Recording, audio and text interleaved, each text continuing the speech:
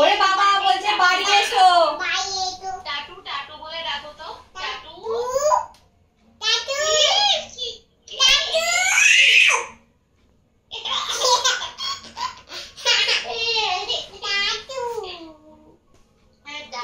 কি মিষ্টি।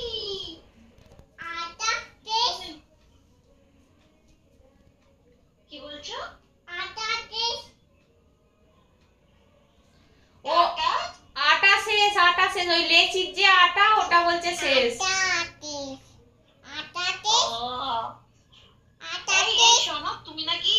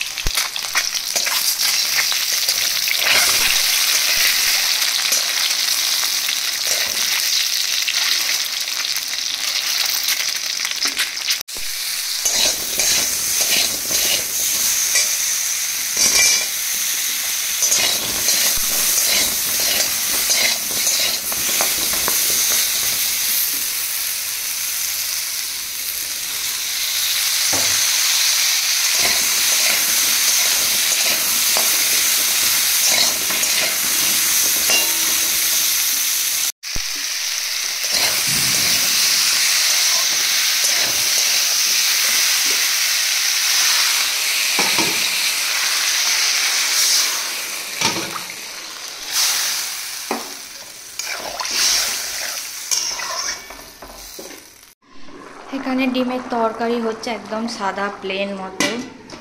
এখানে মাছের ঝাল হবে, মেয়েটার কাতলা মাছ ভাজা হবে এখানে, আর শাকের চচ্চড়ি হবে একটুখানি। আর ভাত যখন ওপরে বসাবো একটা আলু ভাতে দিয়ে দেবো, দিয়ে ঘি আলু ভাতে মাছ ভাজা দিয়ে খাইয়ে দেবো মেয়েটাকে। বলছি বিকালবেলা বাউ বাউ যাবো, এখন নয়।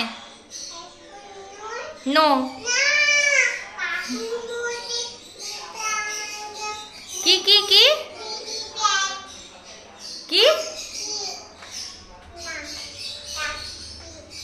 যাচ্ছি না।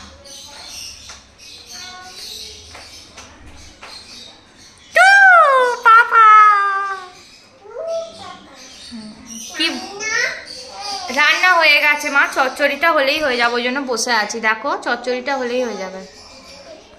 হ্যাঁ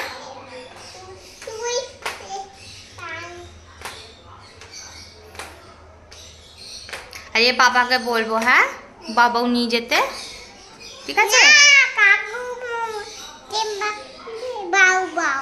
কোথায় সেটা কি?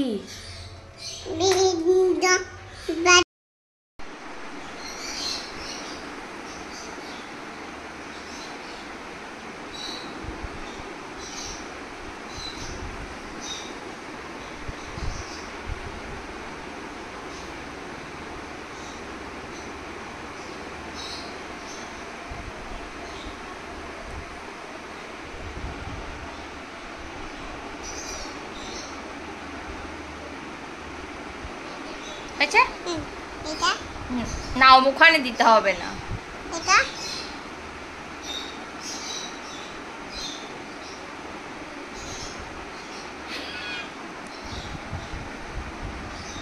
ভালো লাগছে,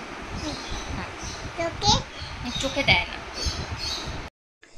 এখন বেরিয়েছিলাম একবার, এখানে পকোড়া প্রিপারেশন করে রেখেছি, রুটি করা হয়ে গেছে, আলু ভাজা হয়ে গেছে, পকোড়াটা একটুখানি মাখবো।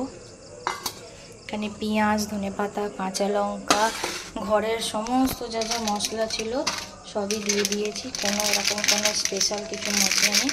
আর আমি একটু এবারে চাট মশলা দিচ্ছি, ব্যাস আর কিছু নয়। এর মধ্যে বেসন দিয়ে মেখে ভেজে ফেলবো। একটু আমরা চিকেন পকোড়া একটু খাবো, 2-4 পিস করে। এটা আলু ভাজা হয়ে গেছে তো, এবার ভেজে ফেলবো, যেহেতু সেদ্ধ করা আছে বলে ওই জন্য অত অসুবিধা হবে না। চিকেনটা সেদ্ধ করে নিয়েছি, তাড়াতাড়ি হবে যার জন্য। এটা সরষের তেলটা ছিল, ওই জন্য নষ্ট করবো।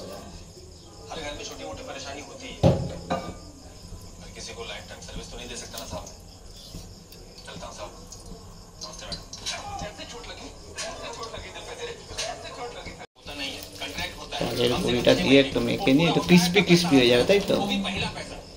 তারপর ইংলিশ মাংস, ওই ছালগুলো বেশ ভালো লাগে ভাজা ভাজা খেতে।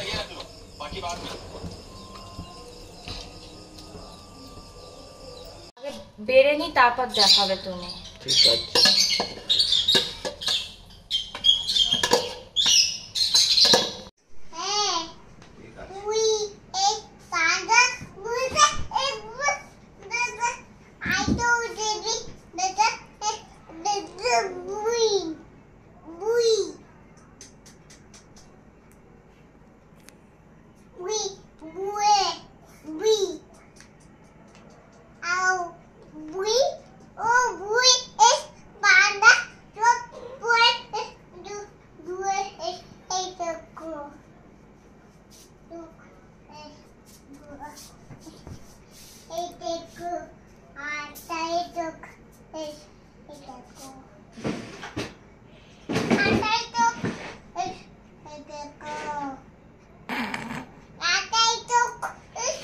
তোর আর একটা চোখে কি হয়েছে?